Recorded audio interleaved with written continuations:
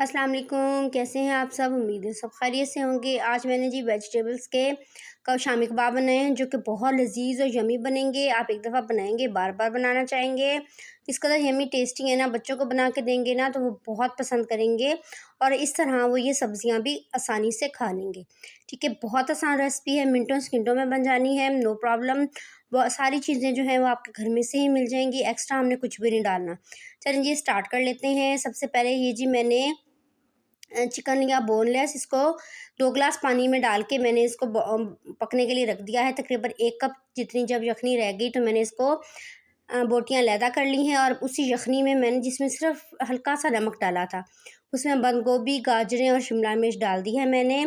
अपनी अपनी जितनी आपको ज़रूरत है उतनी डाल लीजिएगा। ये तकरीबन मैंने आधा आधा कप तीनों चीज़ें डाल दी हैं। ठीक है, अब इसको हम 1 से 2 मिनट के लिए पकाएंगे, सिर्फ ज़्यादा नहीं हमने इसको पकाना।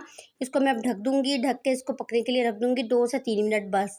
2 से 3 मिनट बाद जब हम इसका ढक्कन खोलेंगे तो सब्ज़ियाँ हैं जो थोड़ी नरम हो चुकी होंगी और अभी इसमें यखनी बाकी होगी। तो नो प्रॉब्लम, परेशान नहीं होना, यखनी इसी के अंदर रहेगी और हम फ्लेम को बंद कर देंगे। ठीक है जी, अब क्या करना है मैं आपको बताती हूँ। अब एक कढ़ाई लेंगे, उसमें 2 से 3 चम्मच ऑयल डालूँगी और उसमें डाल दूँगी 1 चम्मच भर के ज़ीरा का, सफ़ेद ज़ीरा जो होता है वो। जैसे ही ज़ीरा कड़कड़ा जाएगा तो मैं इसमें शामिल कर दूँगी ताज़ा कुटा हुआ अदरक और लहसुन और साथ में मैं डाल दूँगी हरी मिर्चें, 10 से 15 हरी मिर्चें तीखे वाली बारीक, वो मैंने बारीक कटी हुई वो डाल दी हैं। अब इन दोनों को मैं थोड़ा-सा इसमें सौटे कर लूँगी, इसको थोड़ा-सा भून लूँगी ताकि जो है ना अदरक लहसुन का कच्चापन ख़त्म हो जाए। जैसे ही अदरक लहसुन का कच्चापन ख़त्म होगा तो मैं इसमें 3 चम्मच डाल दूँगी मैदे के। ठीक है ना, 3 चम्मच से ज़्यादा नहीं डालना, हमने कम ही डालना है मैदा।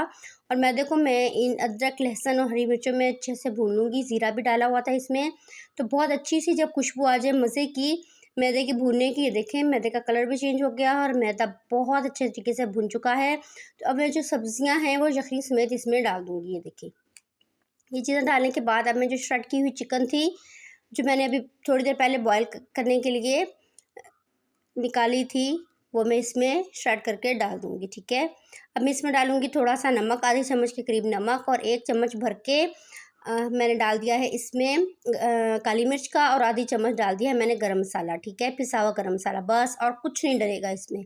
याद रखना है नमक डालते हुए हमने यखनी में भी नमक डाला था तो नमक तेज़ ना हो जाए, इसलिए ध्यान से नमक आपने डालना है। अब मैं इसको ना जी हिलाती जाऊँगी और ये एक गाढ़ा सा बन जाएगा मटीरियल, बहुत अच्छा यम्मी किस्म का गाढ़ा सा मटीरियल बन जाएगा। जैसे ये फोल्ड होना शुरू हो जाएगा तो मैं क्या करूँगी, फ्लेम बंद कर दूँगी और इसको मैं रख दूँगी एक साइड पे ठंडा होने के लिए ताकि ये बहुत अच्छे से ठंडा हो जाए और फिर मैं इसके हम लोग कबाब बना लेंगे। तो ये देखिए अच्छे से ये फोल्ड होना शुरू हो गया है और बिल्कुल कढ़ाई से लैदा भी हो रहा है, तो इसका मतलब है कि बिल्कुल रेडी है। अभी हम इसको बंद कर देते हैं और इसको ठंडा होने के लिए मैं रख दूँगी। ठीक है जी, जैसे ये ठंडा होगा तो मैं क्या करूँगी, हाथ ग्रीस करूँगी, थोड़ा सा मटीरियल उठाऊँगी। ये देखिए बिल्कुल इस तरह मटीरियल उठाने के बाद मैं इसको एक कबाब की सूरत में इसको ये देखिए इस तरह मोड़ लूँगी।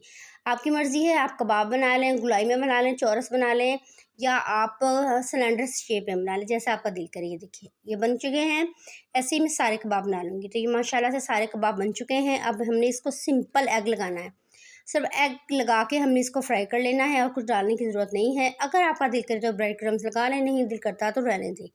सिर्फ एग लगाएं और इसको बहुत अच्छे तरीके से आपने फ्राई कर लेना है। और क्योंकि अंदर सारा मटीरियल पका हुआ है तो इसलिए ज़्यादा तेज़ आग में डालने की ज़रूरत नहीं है, ना ही ठंडे में डालिएगा। दरमियाना सा ऑयल गर्म करने के बाद इसमें हम ये डाल देंगे और इसको लड़ते पलटते हम इसको सेक लेंगे, अच्छे से हम इसको फ्राई कर लेंगे। तो माशाल्लाह से बहुत मिनटों सेकंडों में ये फ्राई हो जाएंगे और जब आप इसको खाएंगे ना तो आपके मुँह से निकलेगा वाओ, इस कदर ज़बरदस्त ये बनेंगे इंशाल्लाह से। ये देखें कि फ्राई हो गया है, पहला बैच मैंने निकाल लिया है। इस तरह बाकी सारे बैच में इसमें से निकालूंगी 1 बाय 1 और ये सारे मेरे जो कबाब्स हैं वो फ्राई हो चुके हैं। तो ये देखें माशाल्लाह से क्या इसकी खूबसूरत सी इसकी शक्ल नज़र आ रही है, बहुत यम्मी किस्म के बन चुके हैं हमारे कबाब्स। ये देखें इसके दोनों साइडों से मैं आपको इसकी लुक दिखाती हूँ, ज़बरदस्त। तो बहुत यम्मी टेस्टी कबाब बन चुके हैं। आप इसको वैसे शाम की चाय के साथ खा लें, मेहमानों के आने पे सर्व करें, और या आपने दाल चावल बनाए तो उसके साथ बना लें, या किसी किस्म का पुलाव है बग़ैर किसी गोश्त के तो उसके साथ सर्व कर सकते हैं। ये देखें मैंने इसको मटर चावल के साथ, मटर चावल का पुलाव बनाया था उसके साथ मैंने इसको सर्व किया, तो बहुत टेस्टी यम्मी लगे। ओके जी, अल्लाह हाफ़िज़।